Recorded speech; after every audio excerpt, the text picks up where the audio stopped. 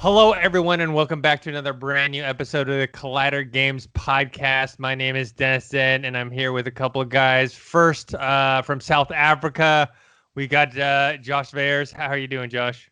I'm doing wonderful. Absolutely great. And I see you're in the outer worlds just like I am. Yeah, we're not socially distancing correctly, which is pretty bad. Yeah. And then also we have, I don't know who this guy is, but he's some bearded guy. Grew a beard since the last time you saw me, guys, on the podcast. I've just been taking some vitamin stuff and working out. This will happen, baby. Quarantine beard right here. Going for that God of War look. So it is Dorian Parks, apparently like a more older, more mature This is version. what I look like in 20 years. Yeah. Okay. And here we are to talk about this week in gaming news, what we've been playing, what's going on. You know, we had that earlier big news. I didn't think anything. Well, I don't know if this tops it, but it's the big thing right now is Apple and Google removed Fortnite from their app stores, and now Epic is suing them. And they're not suing them for any amount of money. They're suing them so they can be placed back onto the platforms because they've been removed. I think Apple completely removed the Fortnite app. I think Google left the app in, but like somehow blocked the monetary transactions on there, because basically Fortnite got removed because Epic no longer wanted to pay the middleman, which they said was anti-competitive behavior. And they're saying that both Apple and Google were taking, too much off of what they were earning. So they had a workaround within the game, an in-game system, which you're not allowed to do according to their app stores, where the consumer would pay directly to Epic, and then therefore Apple and Google removed Fortnite. Fortnite responded, not just by suing them, they also made a parody ad of the infamous 1984 ad. I think Ridley Scott directed that one, with the Orwellian state being taken down by a hammer-wielding woman that throws it at the screen. In this one, it's a unicorn hammer from a female Fortnite character thrown in against it as their retaliation, kind of poking fun, but at the same time, ending with a hashtag free Fortnite, which if you look on Twitter or whatever, you'll see a lot of people are complaining about. They had it ready Apple. as well, man. They had that video ready, which means that they knew. 100%, they baited Google and Apple so hard. Yeah. So, I mean, what do you think, Josh? Well, I've thought about this for years now, because I hate to say this, but I play a lot of cell phone games. I hate to say that, but I do. And I've always thought about it. I was like, it is kind of crazy, like the monopoly that Google Play and the Apple Store has over, like, if you're a developer, if you're making a cell phone game, you do not have any other option. If you're making a game and you want people to play it on Android devices, you do not have it. There are some other third-party options out there, but people are so sketched out about third-party options, and they're worried about viruses and all these other issues. So no one's going to try a third-party app store. You know what I mean? And there are third-party app stores out there that you can get some pretty like unique gems of games out there, but no one's to take those chances. So you're forced to use Google, you're forced to use Apple, and it's 30% tax. Like they get 30% of whatever payments you're making. So it makes sense for them to do this. And this is something that I can't remember who it was from Epic Games. It could have been, I don't know if it was the CEO or one of the other board members, but they've been saying for a while now, like they've been talking about this for a while on Twitter, saying it's just wrong. Like it's a monopoly that completely crushes like specifically like new and upcoming developers as well. You know what I mean? It just, so many people so many small game companies go bankrupt because of this. So it was kind of like their way of fighting back towards it. And at the end of the day, like they just want to get back on that. They want to get back on the App Store. They want to get back into as many like players as possible. But they don't want like that extra 30% of money to be like, because at the end of the day, for them to still make their money, they need to either raise their prices or take a 30% loss on their prices. You know what I mean? It puts people in a very difficult situation. So I mean, how ballsy though, like, right? Like like the way they did this, I love it so much. It was such a smack in the face because at first when I heard about it, it was Apple pulling them out of the Apple Store. They knew what they were doing by setting up this like third party way of purchasing V-Bucks and things like that circumnavigates the App Store. You know, they knew that it was a direct violation. They knew exactly what they were doing. They basically baited they wanted to get removed so that they could go ahead with these lawsuits, not just for their sake, but I think for other developers as well. You know what I mean? And like you said, this isn't about money for them. This is just about getting it back into the hands of the players at a price where people aren't paying like way too much money for in-game items, or they're losing too much money because of that. It's just 30% cut is huge, man, considering how much microtransactions happens in these games. Yeah. They also have lowered the V-Bucks pricing by 20%, and then if you had purchased any in the last 30 days, they will give you bonus V-Bucks as a result. You know, this is just one of those things where it's tough to say because at least personally for me, I can see both sides of this, right? Because, you know, Apple and Google, they have their stores. Obviously, they want to make money. They don't want.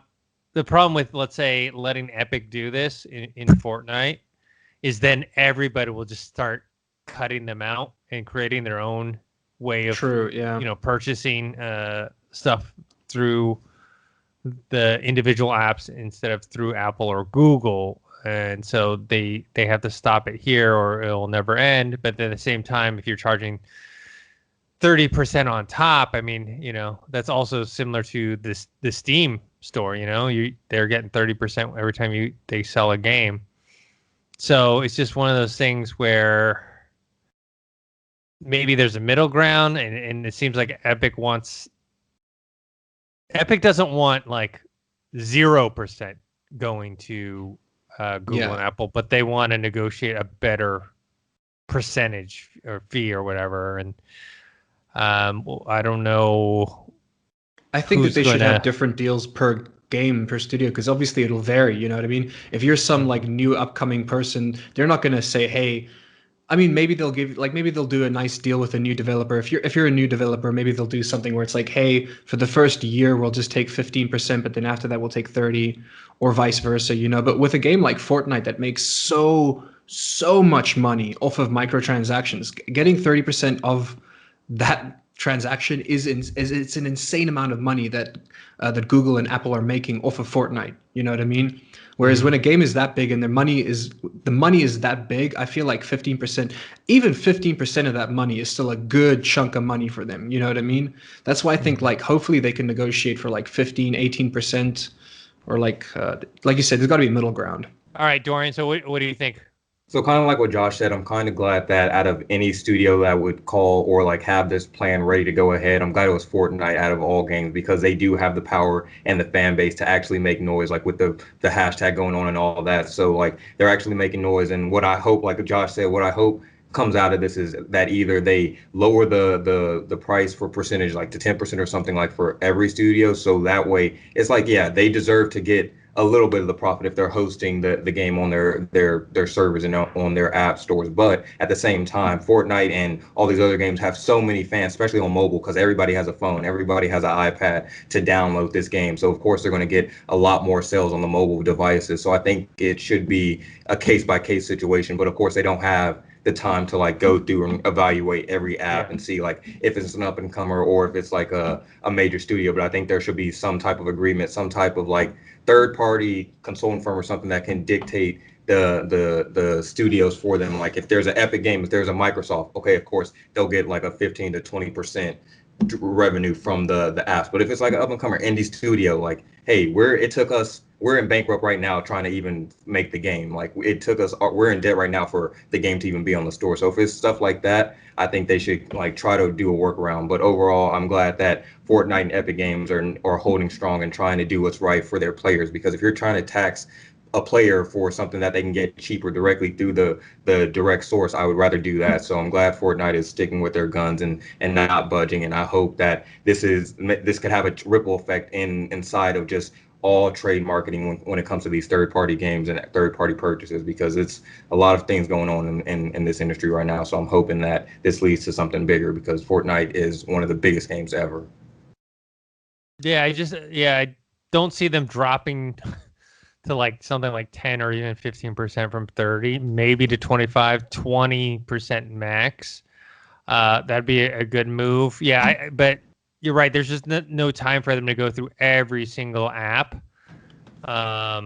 So it's going to have to be a standard, because I don't think it'll be fair to like an indie developer if like Epic gets, 15%, even though obviously they'd be making much more money for Apple, even at, let's say, 15% commission.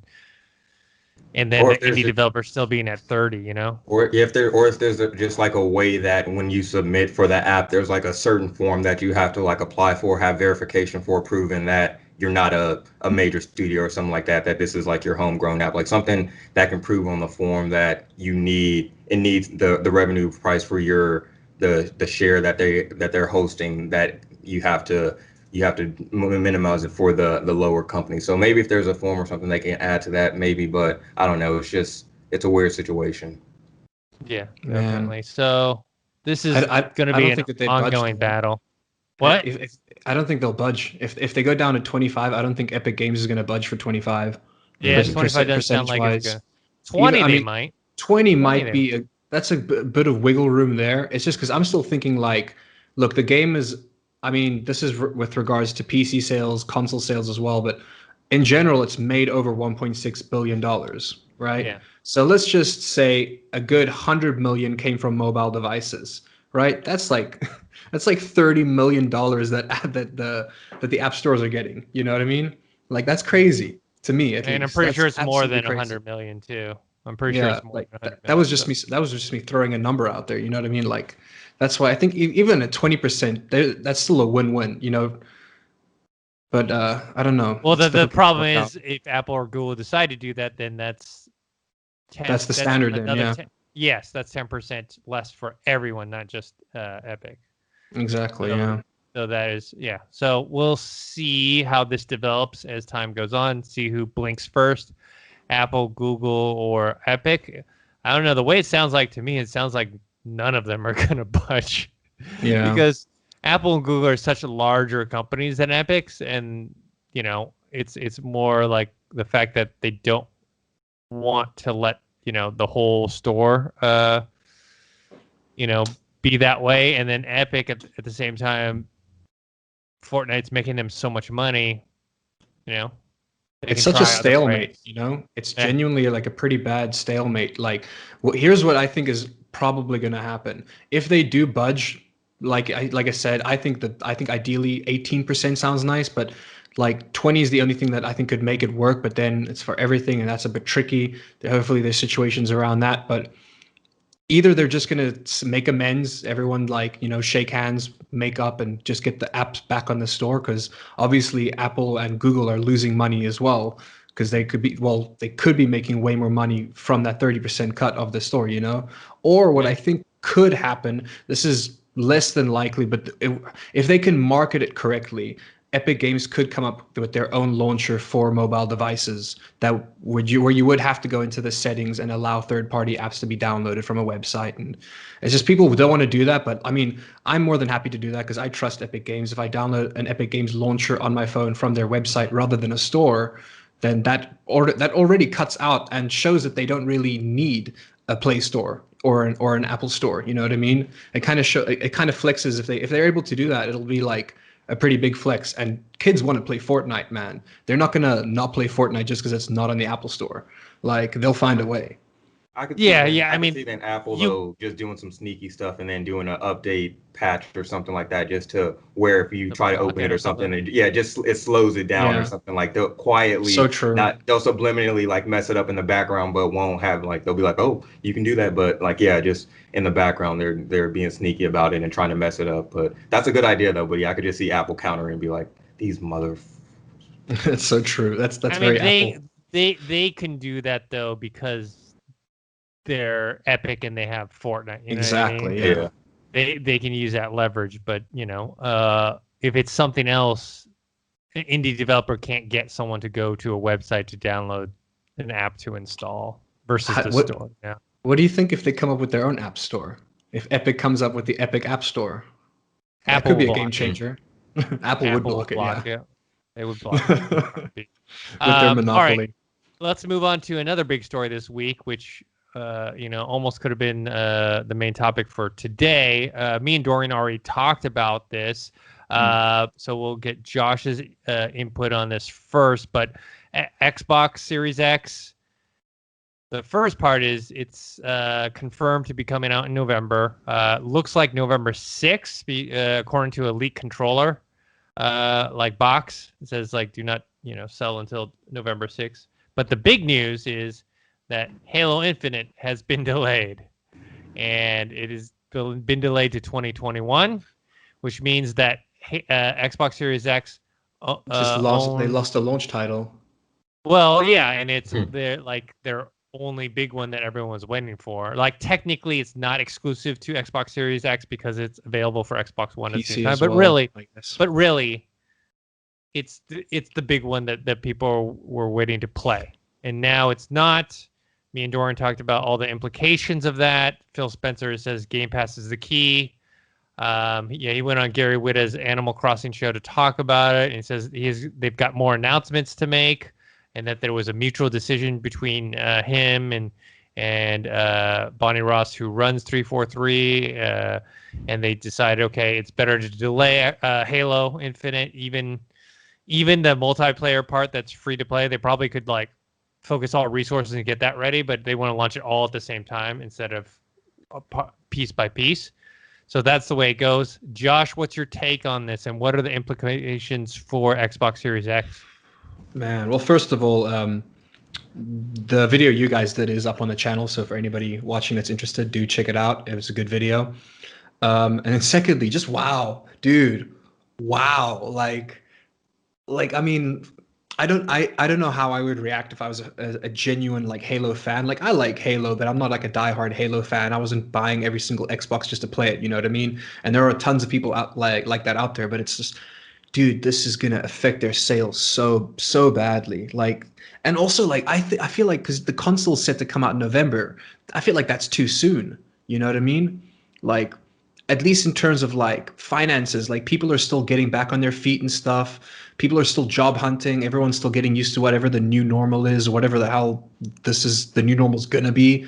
So it's I mean, I was already right now. I'm at the point where it's December, I'm getting a PS5, but it's I need to start. I'm putting money away. I'm making sure I'm eating less luxuriously every now and then and things like that. I'm I've got to save every little penny because work is slim. You know what I mean? We're still, I mean, we're still on lockdown out here. I don't know what it's out in LA but people don't care here in LA. We're supposed to be on lockdown. We're supposed to be on lockdown. You should be chilling and staying home, but people lost their goddamn mind. Sorry, Josh. You got all your TikTok stars with coronavirus out there. You got your LA influencer parties, bro. And that's the thing is if you're an LA influencer, that means you have money. That means you can entertain yourself from home. You can order stuff. You can order consoles. You can have stuff at home. No, bro, sit your ass. I'm sorry. This is not the COVID talk, but anyway, Josh. That's some YouTube gossip drama. Yeah. We'll leave that for the T channel. Yeah, we'll leave that for the T channel. But yeah, it's going back to the game. That just sucks, man.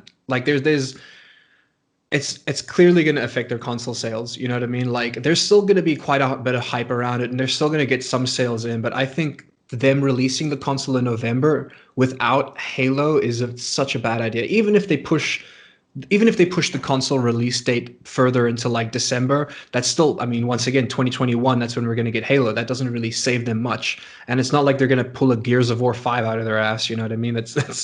They're not, what are they going to pull out of thin air that's going to get me to buy an Xbox in November? You know, that's soon. We don't know.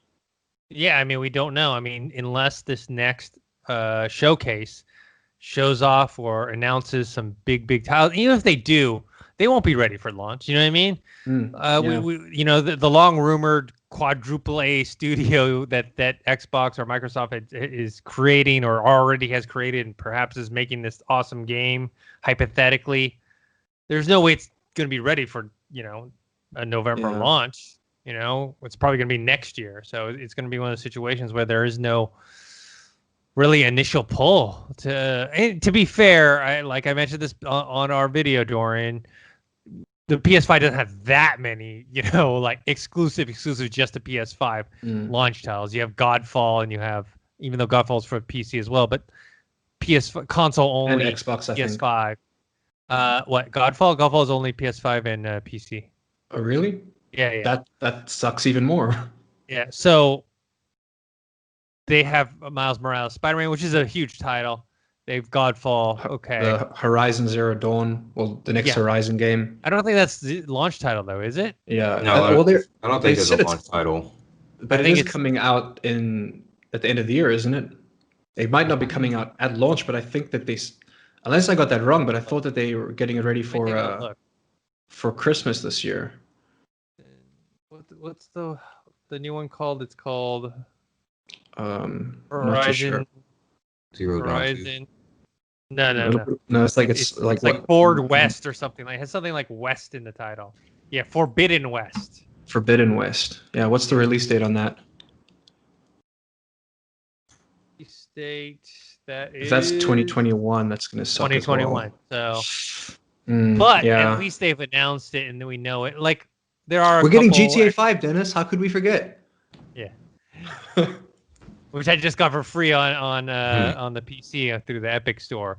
But anyways, so this is kind of a blow to Xbox. The one thing that me and Dorian didn't quite delve into, and I'll throw to Dorian, is does this affect PS5's plan at all? Does Sony get more emboldened by this kind of fumble by Microsoft, and what are they going to do about it? Because the rumor is, it's a rumor, I quote, making emphasis on rumor, is that the Xbox Series X is going to be more powerful than the PS5 and at a cheaper price point. But is that really going to matter anyways?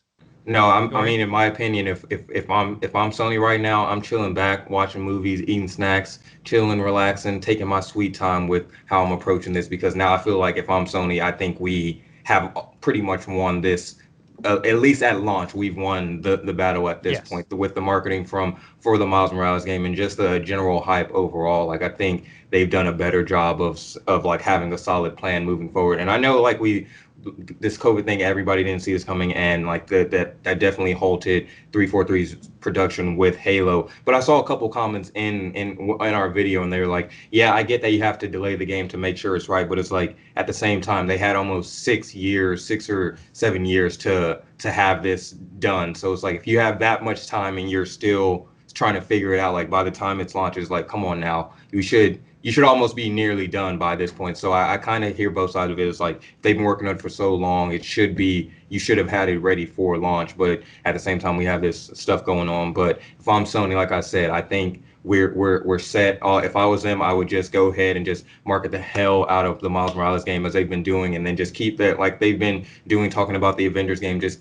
keep going on that press run and building up that hype. So when it does get closer, I drop it. If I was Sony, I'd drop it a little bit of a little bit ahead of the Xbox launch. I know, Josh, you said that the Thanksgiving November time is a weak time, and I kind of agree. But if I'm Sony, I'm like, no, let me just go ahead and get it ahead of Xbox and go ahead and drop ours, because we already have the hype, we already have the momentum. Let's just go ahead with it, because now we know for a fact that they don't have anything that can really compete or original wise. They just have what they're basing on the nostalgia factor. So it's more of just them using the Game Pass and the overall hype of the Xbox fan base to promote their game, rather than Sony actually has new content to offer us. So I think Sony should just go ahead and drop the bomb and release it sooner. How high do you think they can go on the price difference? Let's say, from what the rumor says, is that Xbox is going to try and match last generation, which probably means $400 for a digital only version, and probably $450 to $500 for a disc version of the Xbox Series X. And if the rumors are true, that means PS5 will be more costly, how high can they go?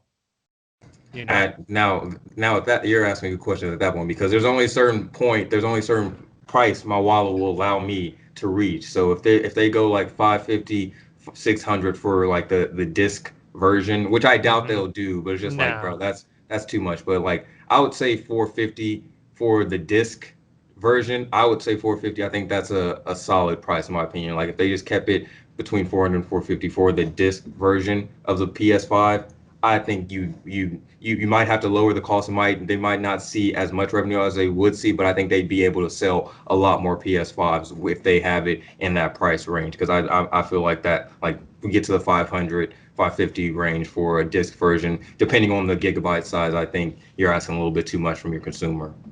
Yeah, and also the rumor stated that the PS5 is having trouble handling 4K, and that it's going to have like a fake 4K, much like how I remember the first Halo on the Xbox 360 had a fake full HD.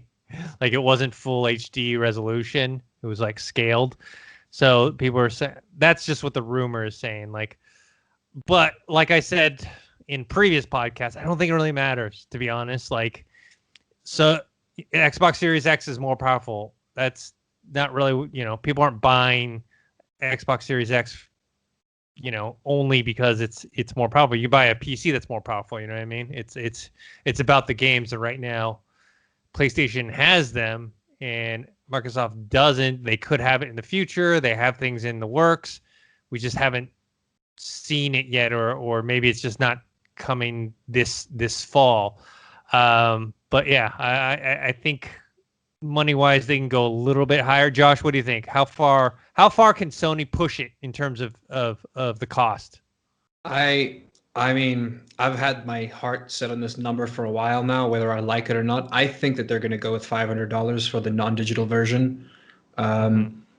I think it would be smart of them if that is the final price. If that is like if that's the cost to make it. If the cost to make it is like $480, I think personally they could take a loss on it and sell it at $450. And even with that loss, they'll end up selling a lot more units in the long run. And then you got licensing rights and stuff like that along with it. But honest to God, regardless of whatever the console is, if I'm paying more than $500 for a console, it's getting to the point where it's like I may as well invest that money into a gaming PC. It's not going to be the best gaming PC, but a gaming PC is modular. I can upgrade it over time. You know what I mean? I can slowly get to a point where I'm happy with it. It's just literally like if it gets to that like 550, 600 point, honest to God, go buy yourself a PC and just start small and start like buying pieces as you go along to upgrade. I think some people, no one's going to be happy with $500, but people will do it. People will do it. They'll buy it. Yeah. They'll spend $500 on a PS5. They won't be happy with it, but they'll do it. I do think. But what if it goes? What if it crosses that threshold? What if it's 550, 600? Dude, there's no way in how. Especially with the current like state of the world. There's no way in how state of the economy. Fly. I feel state of the economy. Yeah. Hopefully they would also like. I know they're thinking money and business first, but at the same time, we've been saying this whole time. You would think. Like they're going to have to price it higher, like 400, 500 range. But at the same time, you would think like there's people that are not working. Like there's people that don't have jobs, things like that. And everybody's suffering. Families are suffering like that. And we're still trying to bring entertainment and value to these homes. So at the same time, you think like, all right, they'll have a little bit of a heart and not have it so high where it's like, all right, come on now. That's half a month's rent. What you're asking for this one console. So hopefully they'll find a way to make it to where they can still get some revenue, or they can sell it at a lower enough cost to where they can sell a bunch of them, where that way they will see the revenue over time. I mean, the PS3 Slim Edition, they sold that at correct me if I'm wrong, but I think they sold that at like an $80 loss per console. You know what I mean? And that worked out not the best for them, but it worked out. All right, let's move on to some games. We'll get back to some news, but there's been 3 games I wanted to talk about this week. Tony Hawk Remaster, Fall Guys, and UFC 4. Let's start off with Tony Hawk. Me and Dorian got the demo. Got to play it for a little bit. I only played a little bit of it. Dorian, you streamed quite a few hours. And the funny thing with Dorian is he never played it before. Like, I played it Don't look at me like that, Josh. I played it briefly when it came out, many years ago, but I never was really like sitting there for hours playing the game, you know. Dorian, what are your thoughts being a total newbie to this type I of loved game? it. Like I'm a fan. I want to buy the whole game. I'm so sad I missed out on this on my childhood. Like I feel like had I played this as a kid, I probably would have wanted to become a skater or something because your boy was playing. And I was like, damn, this is a cool ass trick. And now I want to become a skateboarder, but at the same time, I'm too old for that now. My body it can't handle the falls and things like that. But You act just like over you're like super old. the How old beard, are you, It's the Dorian? beard. It's the beard. yeah, it's the The beard. beard. Oh, I forgot. We're talking to mature Dorian.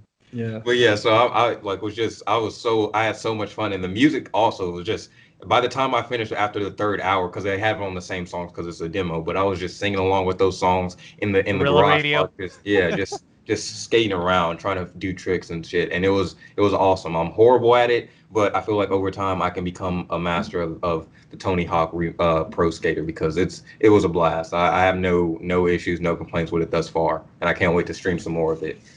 Yeah, it's Pro Skater 1 and 2 Yeah, and I believe the remastered. demo's officially out to purchase or download today, and then the game.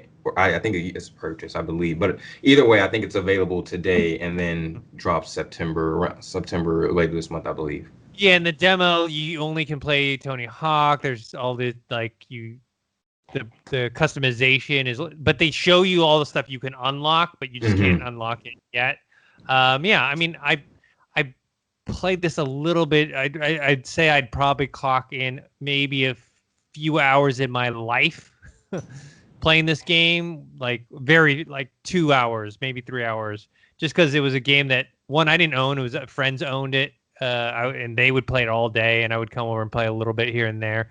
I liken it to how I was when I was growing up and wanted to be a skater, except for unlike Dorian, there was no skateboarding video game out there. It was my friends with skateboards and Tony Hawk. That's how old Tony Hawk is.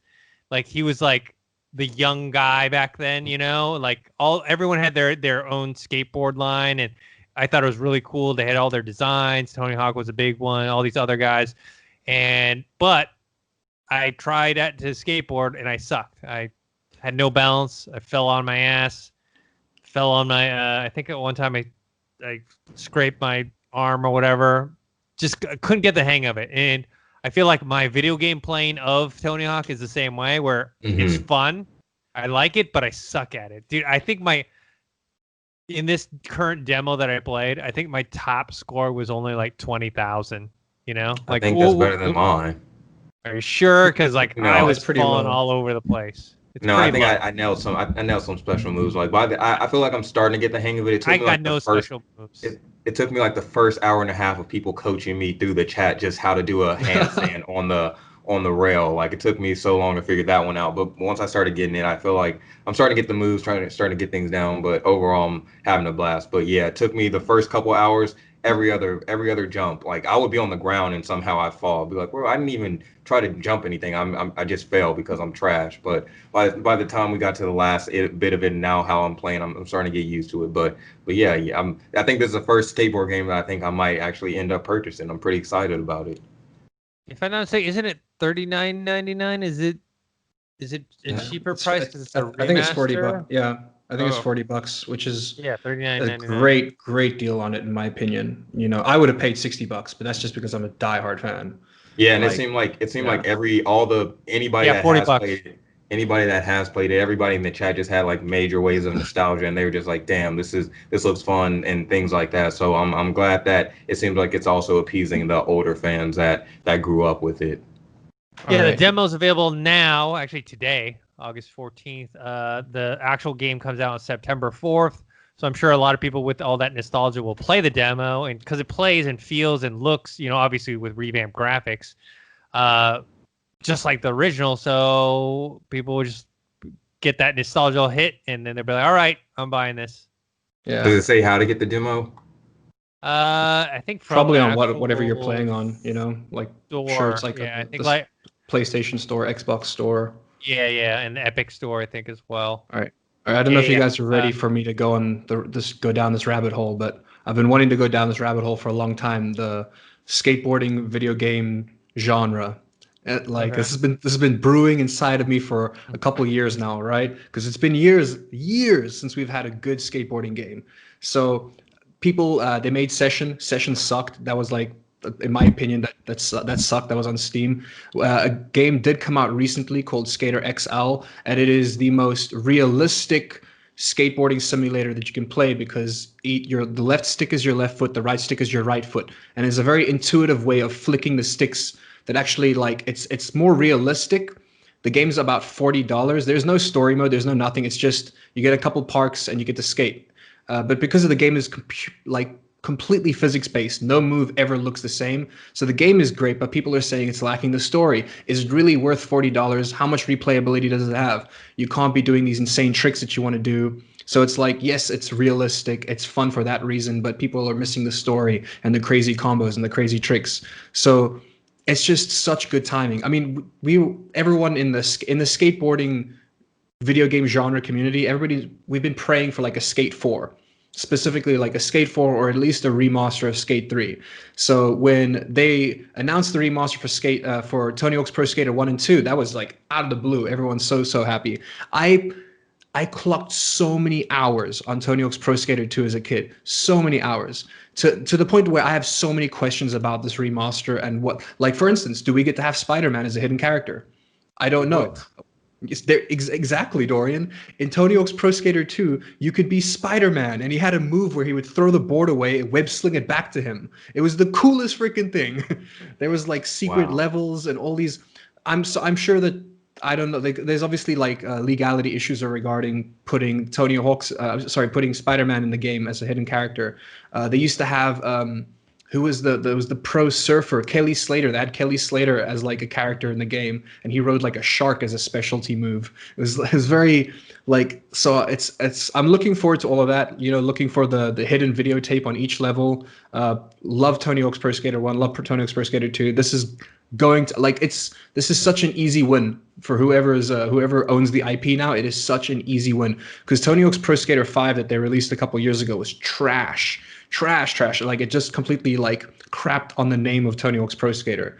So no, this is gonna do great. I am disappointed that they don't have all of the original songs, but as we know, digital licensing rights are tricky, and like intellectual property gets bought and it gets moved around. So they did the best that they could to give us as much of the original songs as they could, and then they added in a couple of new ones, which is what I like. They kept it because to fill in the gap of those songs that they couldn't have in there. So they added in a couple of new things, added a whole bunch of new characters. You could, like, there's Riley Hawk, that's Tony Hawk's kid. You can play as Tony Hawk's kid. Yeah. Nigel Houston, which I'll be playing as Nigel Houston like 24/7. I love that kid. He's not really a kid now anymore. He's like my age. But dude, like, I cannot tell you how incredibly excited I am for this game. Like, Also, yeah. I'm just signing about the music. If you are planning on playing this game or streaming or anything like that, make sure to turn the music off so you do not get demonetized. Yes. Or copyright.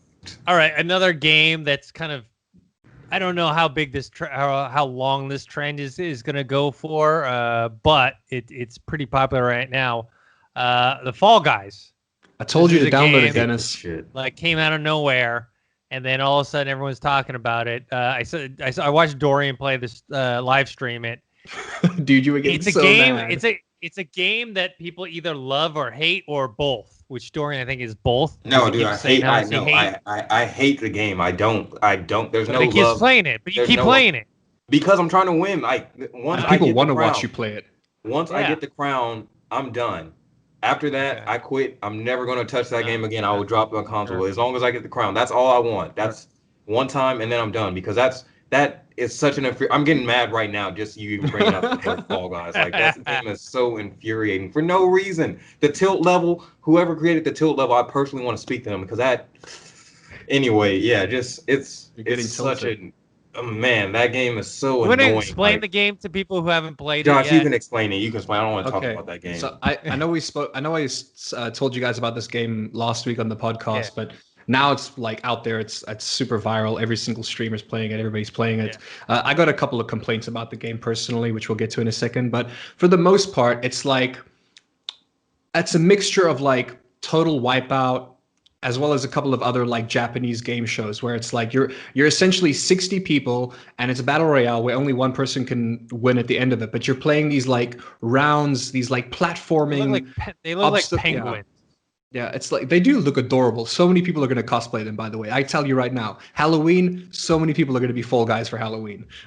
Calling it right now. But it's one of those things where it's like, yeah, you're doing rounds. Usually it's about 4 or 5 rounds to get to the end. I usually die in the first or second round because it eliminates like 15 to 20 people at a time at certain points. But it's like an obstacle course / platformer thing. Very frustrating. It's like 80% luck, 20% skill kind of game. Which is it's a lot of fun. Like if you haven't, at least try it out. It's one of those things where I wouldn't buy it personally because I forget, like, because we got it for free on PlayStation Plus, I forget that it's a $20 game, and because it has a battle pass and things like that, does it have a battle? I don't know. Like because it has those microtransactions, I just assumed it was free to play. You know, it's not the kind of game that I would spend money on. I'm playing it because it's free and it's fun. And it's you get so frustrated. Like I get so angry playing it. I rage quit so much, but then I'm playing it again because it's addictive. It's easy, you know what I mean? Like you don't have to do any thinking. You can just kind of go with the flow. So I'll rage quit, and then like half an hour later, I'm playing the same freaking game, rage quitting again. So I had a headache from like I played it for an hour. I was like visibly upset. I watched. I have a headache. No, this was on another stream, but like I was so like. I had to take a nap or something. I was so mad. I don't know why. Like a game should not bring that out of you. I was visibly upset. Like I'm getting mad now. It's so stupid. I hate that dumbass game. And then I didn't have a PlayStation. I forgot to renew my membership, so I was like, fuck. Oh. So I had to pay $9.99 to renew it. I just was like, all right, let me get the month pass. So I technically paid $10 for this crap, and I was like, all right, let me see what it's like on PC. And then I found out it was $19. I was like, hell no, bro. There's no way I'm ever putting any more money into this. No, I would not pay $20 ever for this game. No, like I hate this stupid ass game. My speculation though. I think what they're going to do is each season they're just going to bring out new maps, and that's kind of how they're going to keep it going. In terms of like games as a service, that's probably what they'll do is they'll just keep updating it with new maps and new challenges. I think the only way that they can keep this trend going and keep it like alive is if in the long run they create custom lobbies and custom games where it's like you can play the mini games individually with your friends in a party, you know what I mean? It's because right now it is just like it's just the one game mode, the multiplayer. You just like the battle royale thing, you do it. There's no custom game modes. You can't set up like a private lobby or anything like that yet. So, eventually they should do that, and I think that'll keep it a bit popular for longer. You know. Or eventually they should just not create the game and stop. Like they should delete the game and nobody else plays it. I think that's what should eventually happen. But yeah. Now, and also I don't mean any disrespect to the developers. They did a good job, but there's a certain place in my heart. Like I don't hate a lot of things. I don't hate a lot of things, but I really, truly hate this game with all my heart. And saying that, I'm going to be probably playing it in the next hour after we finish this podcast, but I still hate it. They made it with streamers in mind, knowing that people would rage playing it. And it's just good. That's why so many streamers are playing it. It's good content. People love watching people get their jimmies rustled, you know? All right. Let's move on to the game I'm interested in talking about. UFC 4. Anyone who's followed me on social media or any other podcasts know that I'm a big MMA fan, watch a lot of UFC. I bought the first game. I bought the third. I skipped the second game. I bought the third game. And then, because these don't come out every year. It's not like a yearly thing with UFC because they know that there's only so much changes, even less so than like Madden or NBA 2K, where like the roster changes aren't that significant and the upgrades to what you can do aren't that significant. But I will say, and the reason why I was excited for this one, and so far it's pretty promising, but I've only played a couple hours, is it is a big change, I think, from where we had the first UFC. I mean, the UFC 1 to 2 there's some changes, 2 to 3 some change. This one's a much bigger change in the sense of they're really focused on the career mode, because when you start the game, it throws you right in career mode. It does not, like when you start playing, you obviously can quit the career mode and go straight to like playing as your favorite fighter. Like if you want to play as Conor McGregor or Israel Adesanya or Max Holloway or something like that. You can do that, but they purposely throw you into the career mode so they can get you hooked into the storyline aspect. They have this coach that like it's much like all the Madden series, right? And I think NBA 2K is doing that now, where it's like they have the storyline happening where there's someone playing your coach, and then your career and following you, and you do social media and all that stuff. So I can see they made massive improvements to that career mode. Now you earn points to up your level skills, and the customization. There's so much customization in the game in terms of creating your character.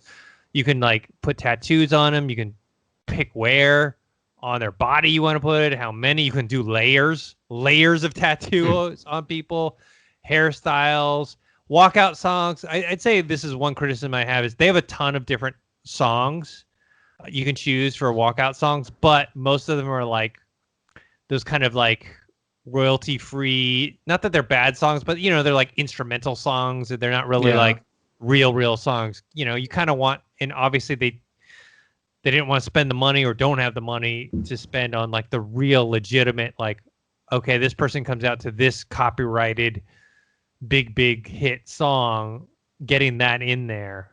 They just couldn't do it. Which is kind of weird because they have like the whole EA Tracks thing. Like EA Games has so much like licensing rights to so many songs, so that's kind of weird. I guess they weren't the same songs that they needed, or they had to pay more. But anyways, there's just so much customization. Playing the game, I can tell it's harder than UFC 3. Like I was getting my ass kicked by the computer on normal.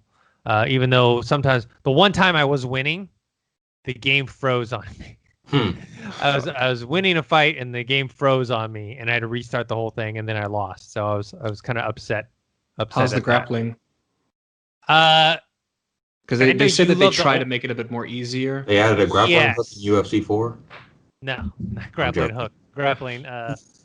They did. You can revert it back to the old style, but they have the new style that's easier, where it's just like, instead of going to straight into like the detailed moves, it's like, okay, if you just want to do ground and pound, move your stick this way. If you want to go submission, go this way. You're not really picking what submission you're doing. It's just kind of doing it for you. But so you can kind of like less options, but in like a more streamlined way. Yeah. So I'm having fun with it so far. Graphics are slightly improved, better models, better lighting effects. But yeah, gonna play it some more later today and probably have like some review maybe sometime next week. Quick question, Dennis. Seeing as you played the third one as well, did you play the UFC 3's campaign? Only a little bit. Okay, so the way that it was weird. The way that like the moveset thing works, it works very differently, which is why I'm glad they changed it for UFC 4. But in UFC 3, it was like you had to train, and there was only a certain like amount of time you could spend training per week, and you had to like choose to either train or to hype up your social media. You had to always like choose between one of the two. You can't do both, And I always thought it was like silly how you learn and upgrade your move styles is by doing like these weird training situations, and then like there's like to unlock a new moveset, you'd have to beat a certain fighter, which was fun. But for the most part, like the actual like going to gym training part, it was so frustrating in the third game because there was never enough time. Like you always had to sacrifice something in order to like get stronger, Yeah, I'm not exactly 100% sure yet because I'm at the part where I'm still doing like the tutorials, where like you're still learning the regular moves, so I'm not sure. I know that I fought a few amateur fights in career mode, and you'll get like a boost, like points, quote unquote points. So I think you're supposed to use those points later to upgrade techniques. I think that's how they're doing it this time. And do you get to like belong to a specific gym, join different gyms and things like that? No, the coach has his own gym. Okay, so they have this guy. like I don't know if he's a real guy or an actor that's playing a coach, but his name's like Coach Davis, and so he has his gym, and you can bring other fighters from other gyms in to help you train, but you're like with him, you're like part of his camp, and so but that's pretty cool. So having fun with it, and Hopefully, update some more next week. Next thing we got is Cyberpunk 2077. They had another Night City Wire episode showing off one of the main characters that you can choose to be and his background. Also, the weapons is the thing that got me. Like seeing all the cool weapons. Oh yeah, the customization, so sick. Yeah, it just looks beautiful as well. What did you guys think of the episode?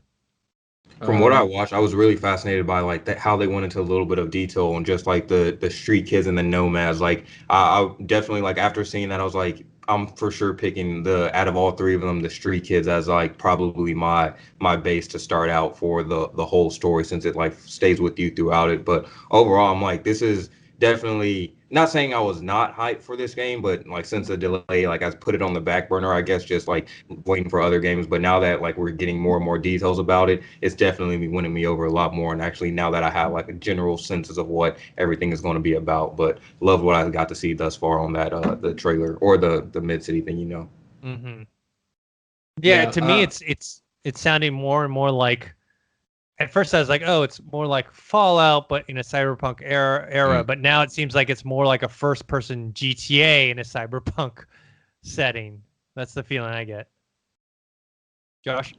I like the fact that they finally, because we know for a while that they said that there's going to be 3 main paths you can follow. They spoke about that for a while, but they never really went into it. So I like how they explained how, depending on what you go with, because you've got Nomad, you've got Street Kid, and then you've got I forgot the third one, which was like, it had, I forget the like word, but business. I can't remember either. But it's essentially it's you're tied in with the corporation or whatever. Corpo, that's it. Corpo, I think it was. Yeah. So they explained how, like, obviously each one has their own different backgrounds, but they also explained how each one has their own benefits. You know what I mean? Like, if you're a corpo, when you talk to people in the game, you're gonna be better at like bartering, and you're gonna have information that they won't know. You know what I mean? Same with if you're like a street kid, because they explained, like, if you're a street kid, you've got the street smarts to talk to certain people. So like you'll be able to, like, for instance, they speak about this one instance where someone's trying to sell you drugs, and because you're a street kid and you know what the drug is, you can talk to them, you can relate to them, you can actually build a friendship with this character. So there is, like, not only does it choose like the story and your background, but it also actually kind of plays in towards your gameplay as well, which I thought was quite interesting. Personally, I'm kind of stuck between either going corpo or street kid, but I'm glad that they showed off the nomad whole path, because I don't know if they spoke about the Badlands before, but I did not know about the Badlands until I saw this video, and I'm really excited because part of the reason why my hype was slowly dying out for Cyberpunk 2077 was I was like, if eventually this sprawling city I will get sick and tired of it, you know what I mean? So it's just, honestly, I'm so happy to know that at a certain point in time in the game, I can just leave the city and go to the desert, you know what I mean, and like digitally clear my mind, if that makes sense, like take a cleanse from the big city life. So I'm excited that there's this whole wasteland out there that you can kind of, there's not going to be much to explore out there, like they said, but it's going to be dangerous, and there's going to be these things. And for me, it also sounds like a great idea for DLC, even though we know that they said they're not going to do DLC. It's just like, it's nice to have those big open empty areas for DLC in the future if you want to have the DLC, you know. Not that they're going to do it. So yeah, I like that they showed off the different paths. It's about time. And I like the fact that they're putting it. I like the fact that it has to do with your gameplay. That's such an RPG kind of thing, you know. Like, I think of even tabletop RPG games where it's like your background can affect your actual character. You know what I mean? Like, if I'm an elf, I can speak Elven, you know what I mean, or whatever. If I'm a royal, I got bank, you know, like I got the money, I got privilege. Like, so it's nice that each thing has their stuff like that. Regarding the weapons look sick. Like, the customization looks sick, and it kind of reminds me of, I might get yelled at for saying this, but it reminds me of Borderlands 3's guns, but so much more polished and better looking. Like, it doesn't look anything like Borderlands 3, but in terms of like game mechanics, it does remind me a bit of that, but it just looks like they executed it so much better. And then they speak about, like, you can obviously buy weapons from like your weapons vendor and things like that, but they said the better weapons are going to be out there in the world for you to find. Like, you're going to have to go and kill people to get better loot. You can buy better loot, but like to get legendary weapons, you're going to have to actually go out and kill people. And they said you're going to have to make big choices in the game where it's like you can either choose to kill the person, get their legendary gun, or you can choose to befriend them, and because if you like the character, maybe you want them as an ally instead, but then obviously you don't get their legendary weapon. It sounds pretty. And they showed us the freaking mantis blades again, which I thought they took it out of the game. Now it's back in the game. I don't know. I'm just so happy to see that. So many amazing melee options. You got the freaking energy katana thing. Oh, dude, I'm so pumped for this game now. Yeah, I just read something that said that they weren't satisfied with the melee combat yet, and that they had to go back and rework it. What were you gonna say, Dorian? Oh, no, just saying, speaking of katana, because this is like unrelated, but kind of related because of the Keanu Reeves is in the game, but they announced that there's going to be a sequel to 47 Ronin, but it's going to be a futuristic cyberpunk taking place 300 years into the future. So I don't know if, like, it's not going to be tied to the game, but I think that's just a coincidence that it's like Keanu Reeves in a cyberpunk world 300 I'm years. all So for it's like they're trying to really milk on Cyberpunk's really marketing in it. So I think it's just funny. It's coincidence. What do you guys think of Samurai? The music. I think I like the music. The whole Keanu Reeves. How they the had band. to get the band and then have him sing differently to sound more like Johnny Silverhand, Keanu Reeves' character. I like the music though, like genuinely. Actually, like it's the kind of music that I would listen to. I was like, I like this. This is tight. Like if they release an album, I'm gonna get it. You know. All right. Moving on to the next thing. This thing it's a small thing, but kind of like one of those has a bigger picture implications in terms of how studios sell their games. So Control, which everyone knows I love, is my game of the year, and I think it was like IGN game of the year last year. They're getting an Ultimate Edition, $40. You get the game plus all the DLCs plus. This is the controversial part. You get a free upgrade to PS5 or Xbox Series X. So if you buy the Ultimate Edition, which is, I think, coming out pretty soon, you get that. But the controversy is this. If you own the game like I own the game, and you bought the DLC like I bought the DLC, there's no way for you to just upgrade that version to a PS5 or Xbox Series X, or you'd have to buy the Ultimate Edition again, which is $40. Like I've already invested $80-something into Control, and now I would have to spend another $40 on top of that to get a free upgrade, or not free upgrade, to get upgrade to the where PS5. you are, yeah. So it's just one of those things where it's like, I understand Control came out at the end of last year, so it's not like these other games. Like Avengers, you buy, you'll get a free upgrade to the next generation. I think Assassin's Creed Valhalla is the same way. They're encouraging people to buy, even if you don't plan on buying a new system, to buy these versions so you can upgrade them later. Control's in that weird area where it's not that, they released the game a year ago, well, almost a year ago. So it's not quite recent, but at the same time, not even having the option to like upgrade for like $10 or something like that. I think that is a mistake. What do you guys think? Well, I'm a little pissed because I bought it for like 25 or 19.99 or something recently to on the Xbox. So now knowing that I can't just upgrade or trade that and I have to pay $40 more, I don't know if I want to do that, right? Especially right now. I'm not in a rush. Like, I don't know. I don't know. I think they should find a way if you're somebody like you said, Dennis, that have put in the work, already spent the money on the DLC. I would say like, yeah, you should have a option of doing like a $5 to $10 upgrade to go to the next system rather than you having to spend another $40, especially if you already invested in this game and shown that you've been a fan and been with the game. So I think that they should definitely try to come up with a workaround for those people that have the DLC and have the full game instead of making them pay a full $40. That's a whole nother game, bro. Like you can why would I want to do that? And instead I can put that $40 towards a whole new game or a whole new IP that I haven't explored yet. And I still have the same game full with the DLC right here. So I don't know. I think they should figure out a workaround for that. Yeah. For me, I already paid the $60 for the game, paid $25 for the DLC.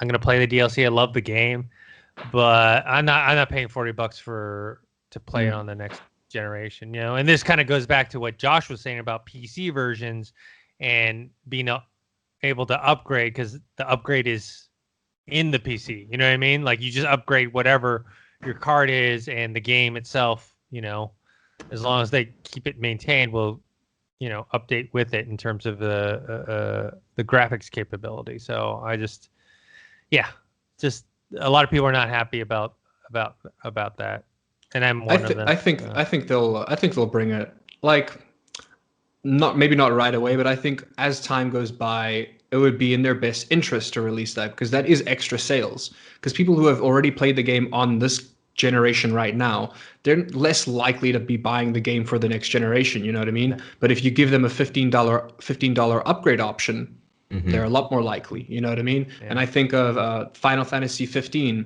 When it released its PC version, it was the Royal Edition, and it came with like two extra vehicles, like a whole bunch of like extra stuff that wasn't available on the consoles, or like they were, but like as DLC packs. And then after like a lot, like not, it didn't happen right away, but after a long time, they just released like a $15 pack where you can just upgrade to that edition for $15. You know what I mean? Instead of just not having those available at all. But now we're talking about like, first of all, it's a great deal from a consumer point of view. If you haven't played the game yet, and you're going to be getting the next gen console, and you have a console right now, it is a smart move.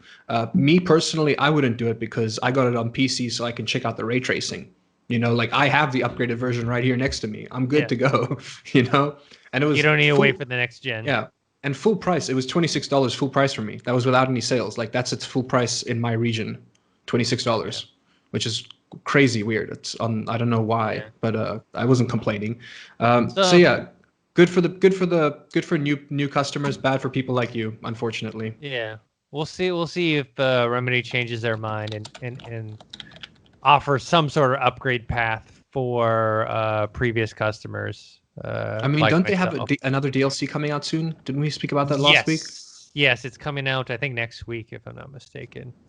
Because that could affect the DLC sales slightly. People could be like, nah, screw this. I'm not going to buy the DLC now because that's money wasted when I could just be buying the game all over again and upgrading it. You know what I mean? Mm-hmm. They could affect their DLC sales. Okay. All right, cool. Was it last week? Yeah, last week we talked about the Suicide Squad game that was coming out from Rocksteady. They now have an official name for it. What's the name of the game? It's called Suicide Squad Kill the Justice League. Yeah, Kill the Justice League. Kill the Justice League is officially revealed. And then also for DC Fandom, they announced the WB Games Montreal panel, which we all assume is going to be another Batman Arkham game. Most likely have something to do with Court of Owls because of teaser images that they've released before. Dorian, what do you think? I just want to say, I called this last week. I said that they would have two. I said it would make sense for them. I would like to see if they had two panels rather than just the Suicide Squad panel at DC Fandom. And you know what they did? They're having another panel. So I'm just saying we called it last week, and I'm glad that it turned out that way, because rather than it just being the Suicide Squad game as their main focus, we are going to get another hopefully Batman related game. So I'm definitely pumped for this, and I'm glad that they officially confirmed it, put it on the panel. It's at 10:30 a.m. August 22nd. So, we'll be there to cover it and then drop our reactions to the news afterwards. So I'm definitely excited for that. So 2 games coming from them. Hopefully, I don't know. I'm glad they'll most likely both go on both systems, but it'd be funny if WB was like, all right, and here's the other announcement with this is a Microsoft exclusive.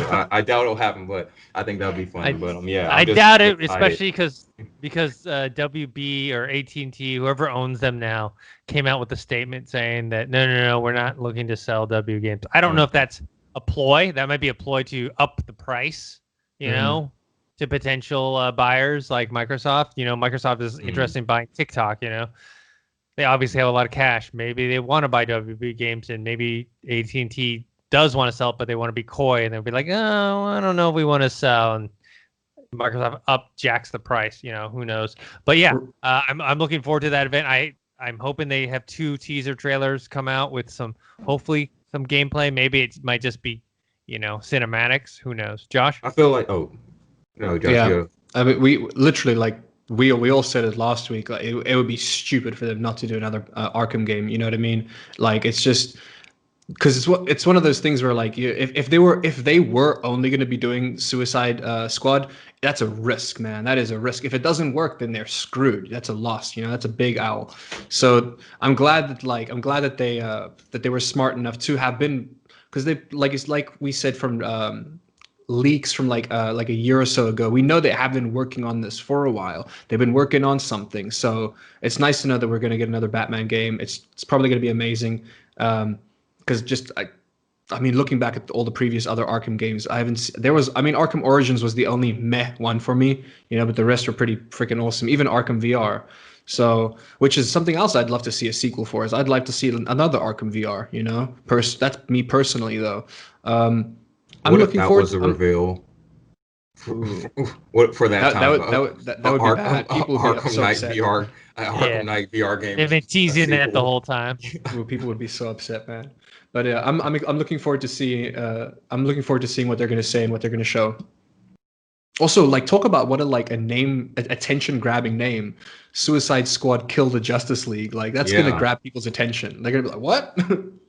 Like, yeah, I'm especially glad they threw in the Justice League part, because although the Suicide Squad now is generally known by the mass audience, like there are still some of those people that are just like, what? Like, but everybody has heard of Justice League in their life once or twice or another. Exactly, so like throwing those both and putting them together is like that's going to make bank. That's going to definitely reach the masses, and I'm glad that I'm glad that's the second panel too. So that panel is like later in the day, right before the Batman with Matt Reeves panel, and then the Suicide Squad one is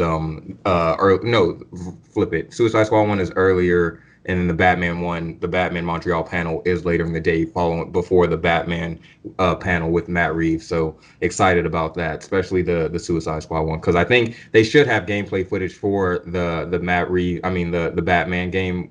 But I don't think they'd be able to show anything unless they've been working on the Suicide Squad for a minute now. Who knows? They might have.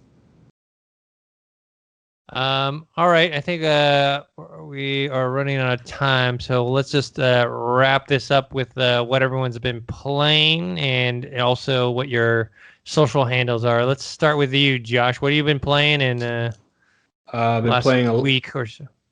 Been playing a lot of Valorant, same as usual. Me and Dorian found out the hard way that you can't freaking cross-play between regions on Valorant, which is the stupidest thing. That's the stupidest thing, Dennis. Like, I have to set up a VPN just to be able to play on an American server. Like, I've never heard of any game being that much of like a screw you. You're staying in your region. You can't play with your other friends. So that really upset me. But I've been playing a lot of Valorant. I've been playing Fortnite to catch up. They added cars in the game, crazy. There's like vehicles where you gotta like top up with gas and stuff. So they're not like OP. You gotta actually get gas. You gotta go fill it up with gas and things like that. And it's cool. Been playing Fall Guys as well, obviously, because I love it. I hate it, but I love it. It's just it's nice to play in between like stressful games. But for the most part, just a lot of Valorant, a lot of Fortnite, and then I think there was a single player game that I was playing recently. It's an older game I was enjoying, but I forget what it is right now. But I was playing I think, I can't for the life of me remember right now. But some other single player game from like 10 years ago. Oh, and then my social media handles is no point in me telling it right now because I'm actually changing them all this week. Okay. I'm changing all of them. Wait till next week. Rebranding. Let me know. Rebranding. I'm starting a new stream. I've decided to switch over to YouTube to join you guys.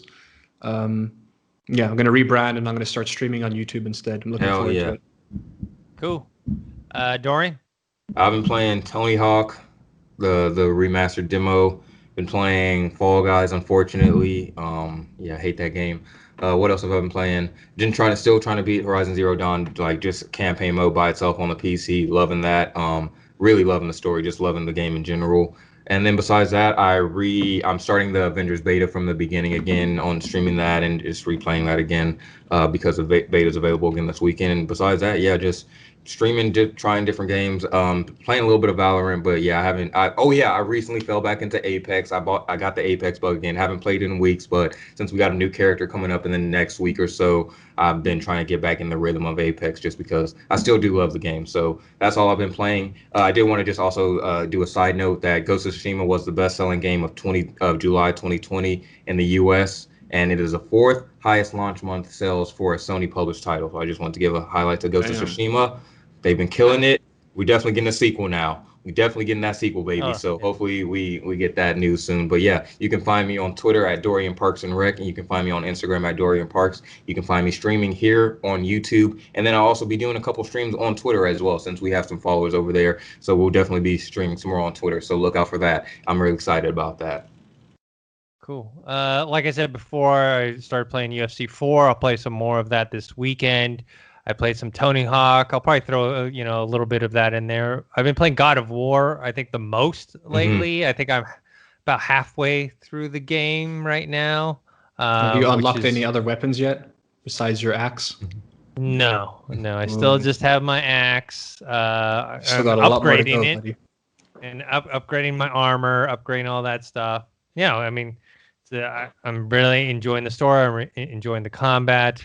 It's a very epic game where things are very, very large and huge and big battles and a lot of crazy deaths and whatever. So I'll see how far I can get by next week. All right, guys. I think that's it. If you make sure to subscribe to this YouTube channel, youtube.com/ColliderGames. Subscribe to our podcast feed. That's Collider the Factory feed.